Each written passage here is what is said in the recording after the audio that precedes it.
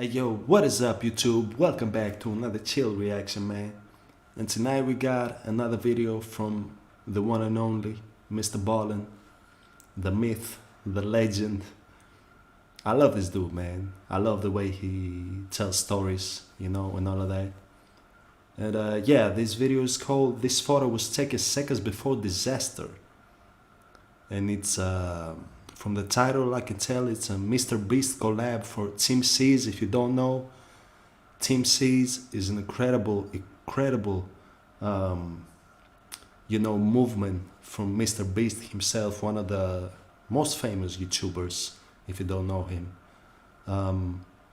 which is his site is supposed to be like, for every single dollar you donate, 1 pound of trash is gonna be removed from beaches and from the sea. And of course I'm gonna put a link into the site down below if you want to donate. It's until the 1st of January 2022. If you can support the cause, it's an incredible cause by Mr.Beast. And as I can see from the title alone, it's Mr.Ballen approves of this as well, and I guess it's a collaboration, so yeah, before we get into this, it's really important. If you can, if you don't, it's okay, but it's a great cause by Team C's, what they are doing. And I've been following them. I've been following Mr.Beast for many years now, and it's incredible, man, because this planet is the only planet we have, so we gotta protect it. But yeah, link is gonna be down in the description for Team C's, as always, for Mr.Ballen's video, as always. And yeah, man, let's get straight to it. This photo was taken seconds before disaster. Let's see.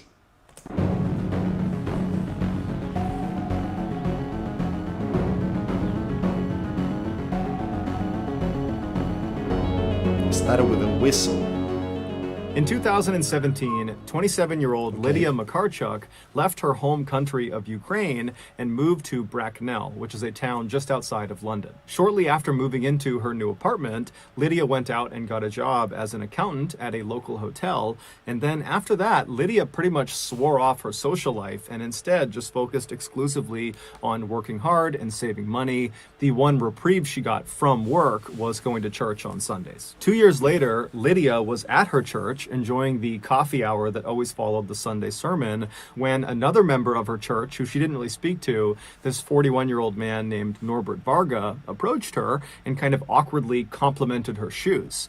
And she was so flattered by this that it opened up a friendly conversation between the two of them. And during this conversation, Lydia was pleasantly surprised to find out that Norbert was an expat too. An expat is someone who lives outside of their native country. Norbert had moved to the UK in 2018, so that's 1 year after Lydia had moved to the UK, and he came from Hungary, which shares a border with Ukraine. And just like Lydia, when he got to the UK, he kind of put all his energy into his work and trying to save money. He was a radio technician and a photographer. And so the two spend the rest of this coffee hour chatting and enjoying each other's company. And then afterwards, when they left the church and they both got home, they both found themselves thinking about the other. There was clearly an attraction there. And so the following Sunday, they both very eagerly rushed back to church in order to spend more time together.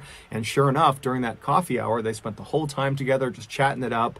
And then afterwards, they exchanged phone numbers and made plans to get together outside of church. They were going to go on a date. And so the rest, as they say, is history. 2 years after Norbert complimented Lydia's shoes, they got married in Bracknell. And while the wedding was great, unfortunately, none... And I guess... yeah, I mean, it says down here, that's the real photo of those two people. Of Lydia's family members, who were all in Ukraine, none of them could attend the actual wedding. And so the newlywed couple decided the way they would handle that is their honeymoon would be spent in Ukraine. That way Lydia's family could celebrate their wedding as well. For a variety of reasons, this honeymoon trip to Ukraine kept getting pushed back, but finally in September of 2021, everything lined up, everyone was available. 2021, so this is extremely fresh.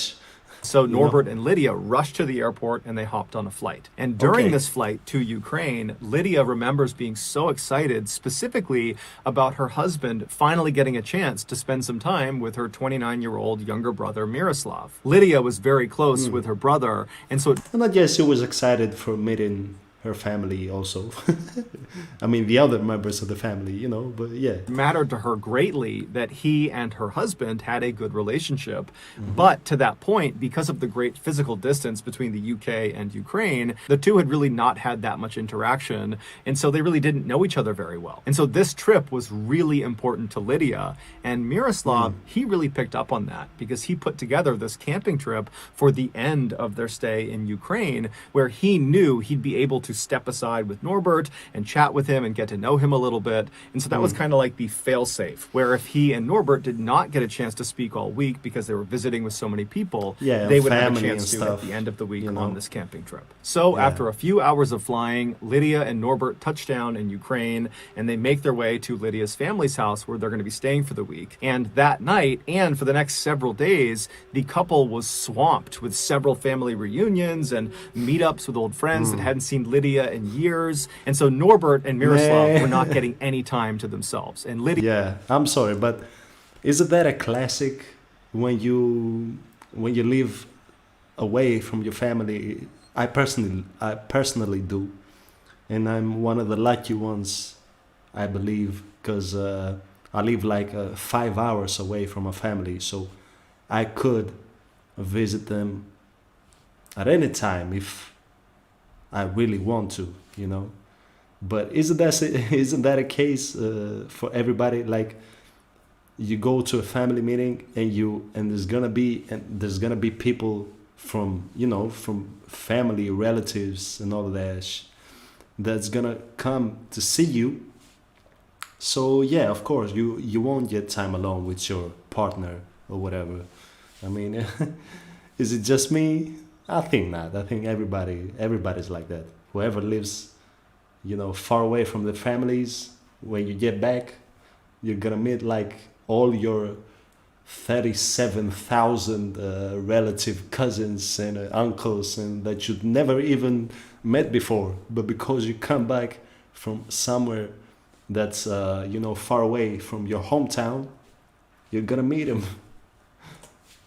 really knew that. Yeah, no alone And so time. she and No Norbert alone began time. looking forward to this camping trip because that not only Yeah. represented a kind of peaceful break from the chaos of all these reunions, Yeah. but it also did represent the one chance they knew Miroslav and Norbert would get to interact with each other. Yeah, And so of course. finally, September 15th, the end of the week, it came, and it was time to go on this camping trip. And so Lydia and Norbert and Miroslav and 9 other family members, they all packed up their tents and their camping belongings, and they loaded So, so there was 9 other family members that also went to the camping trip. Damn, that's too much though. up a couple of cars, and they drove over to the base of the Carpathian mountain range. This mountain range, which stretches for nearly 1,000 miles Wow, across that Eastern looks and Central Europe, are very beautiful. popular amongst Beautiful. tourists because it's stunningly beautiful. Everything is Yeah. green and lush, and there are these crystal clear lakes and breathtaking waterfalls and all these amazing Holy. animals running around, and there's no mosquitoes, and they have these really cool hikes that bring you up to these very impressive overlooks. And so that night, Miroslav had made One question though. Er, how the fuck are there no mosquitoes in a place like this? There are no mosquitoes? Take me there, please. Somebody. Take me there. waterfalls and all these amazing animals running around, and there's no mosquitoes, and they have these really cool hikes that bring you up to these very impressive overlooks. And so that night, Miroslav had made reservations for this one campsite, this very popular campsite that was up in this clearing, not too far up the mountain, and it had this great view down to the forest below, and because it was in a clearing, it had this unobstructed view up to the sky, where in this area, you could look up and just see stars in every direction. And so when Lydia and the rest of this group arrived in the parking That's lot of incredible. this I'm gonna say something to anybody who who watches this video and who lives in a city and never been out of city. You're missing too much, man. You need to go somewhere, like he said, where you can see at night, you can clearly see like millions and millions and billions of stars in the night sky. It's so incredible, man. This mountain range, they were all really excited to get up to this campsite and just enjoy being there. And so they park their cars, they get their gear out, they find the trailhead, and then they begin hiking up the mountain. And about 2 hours later, they arrive at this clearing. They find their campsite, which was marked by this small fire pit underneath a couple of trees. And so they go over and they set their tents up, and some people go out and get some firewood. And then before long, a fire was made, and this group of 12 people that had not seen each other in so long. That's also a real photo from the situation he's explaining. Look at this. This is beautiful. This is beautiful. I mean, I'm sure the story will get fucked up. Something's gonna happen, but the scenery of this looks incredible, man. They just sat down and began enjoying each other's company. They put tea on, they were swapping stories. It was really just this wonderful time. And then around 8 p.m., the sun started to set, at which point this huge group just stopped and enjoyed this beautiful sunset. Shit. And then once the sun had gone down, there were 2 kids that were there on this trip. And so they were put to bed in their tent. And then the remaining 10 adults just kind of hung out by the fire and enjoyed each other's company. And it was actually during this second half of the night that Norbert and Miroslav finally really got a chance to just chat with each other. So for about an hour, they were talking to each other, and Lydia is just watching this happen, and she couldn't be happier. This is like the perfect ending to this trip. And then around 9 p.m., Norbert stands up. Lydia sees him stand up, and he tells the group he's going to run back to his tent, which was a ways away from the campfire, and he was going to get his camera. And so Lydia said, okay, no problem. And she remembers watching him walk off into the distance, because when you're at the campfire, if you're looking away from the campfire, everything is pitch black in that direction. Yeah, I mean, and so she watches him forest disappear at night, into the darkness, of course. And then she and her brother... The only, you know, what is it called? The only source of light is the campfire. So of course, anybody moving around it, anybody walking away from it, you can't be able to see it. The people that have been in, you know, in nature generally black in that direction. And so she watches him disappear into the darkness, and then she and her brother and everyone else just kind of turn back towards the campfire. And then all she remembers about what happens next is she heard a whistling sound. And at first it was very faint, but it started to get very, very loud. And when it got loud, she tried to kind of figure out where it was. But before she could, suddenly something hit her in the face, predominantly hit her in the nose. And as soon as it did, she went blind, she went deaf, and then she felt herself on the ground, and she has no idea what's going on. And all she can remember thinking is, oh my God, something horrible has happened to me.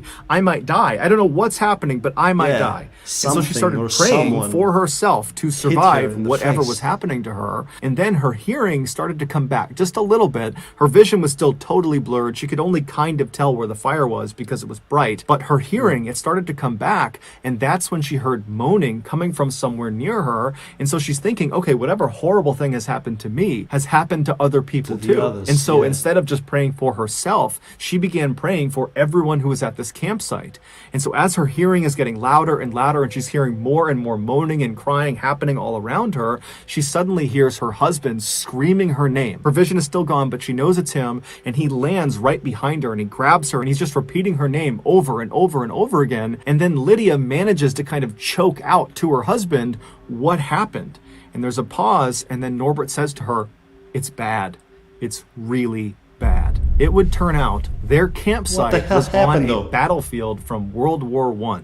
And buried underneath the soil, right under their fire pit, was an unexploded bomb from World War I. Meaning, for over 100 years, countless campers have arrived at this campsite and lit fires on top of this bomb that they couldn't see. And each fire gradually lit... What the fuck, bro? Look, there are trenches right there.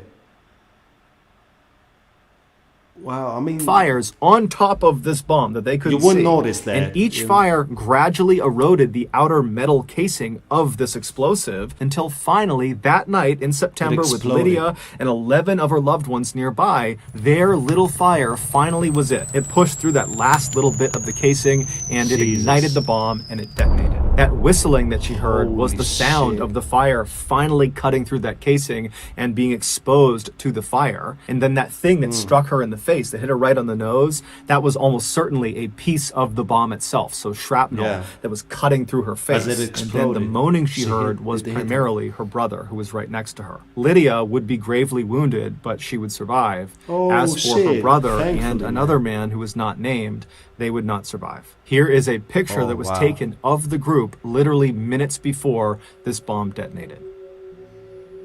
Oh wow! And the fire was on top of that bomb from World War One, not even the Second World War. The first one.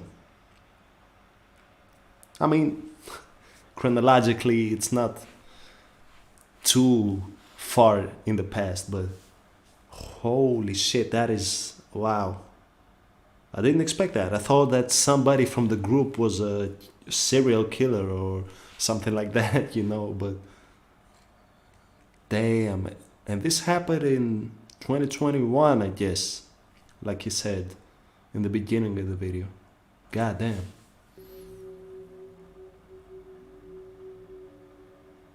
Bonus story. Okay, the Mr.Beast collaboration. Hey, Team C's. I'm sorry about that. Team C's supported. Link in the description. Get to their site. $1, man. £1, €1, one whatever. Everything helps, you know. It's for a good cause. It's for everybody, man. In 2015, For I was in everything, the military, every animal, and me everybody and my on unit this were earth, sent you know? overseas to do some training. Now, normally, training for us consisted of doing things both on the land and also in the oceans. But when we got to this particular country, we were told by this country that we were not allowed to go in their waterways unless we had head-to-toe complete full-body protection. Let me guess, because he said that that this story is, you know, the collab with Mr.Beast or whatever.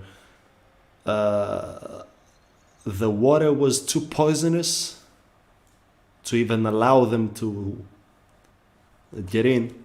And even then, it was still pretty risky. And so naturally, we said, why?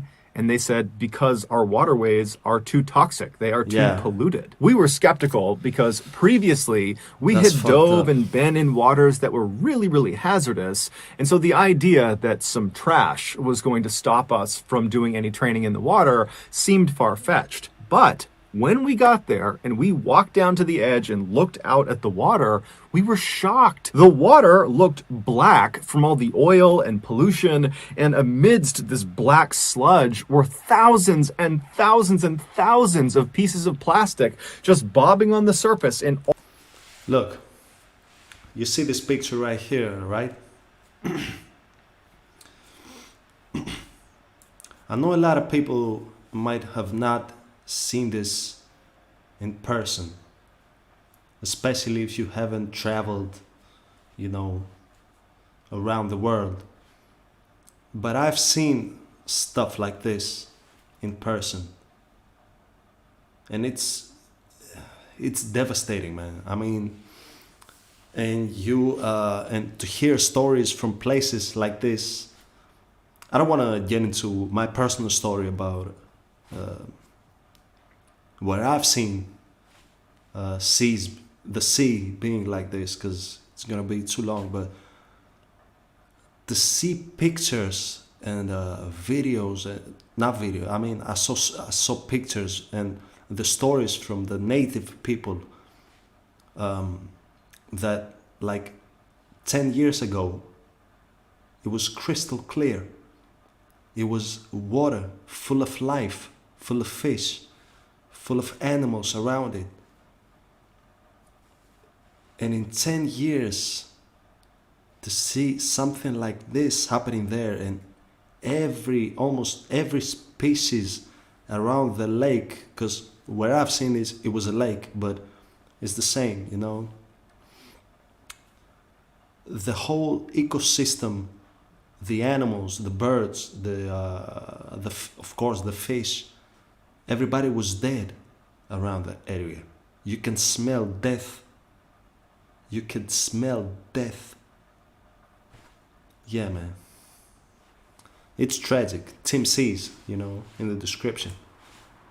all directions. It was truly staggering. But what really amazed me was nobody was trying to fix this. There was no attempts being made to clean up this waterway. In fact, the opposite was happening. Because this waterway had gotten so bad, people had just kind of given up on it and just continued to dump trash and pollutants into this waterway.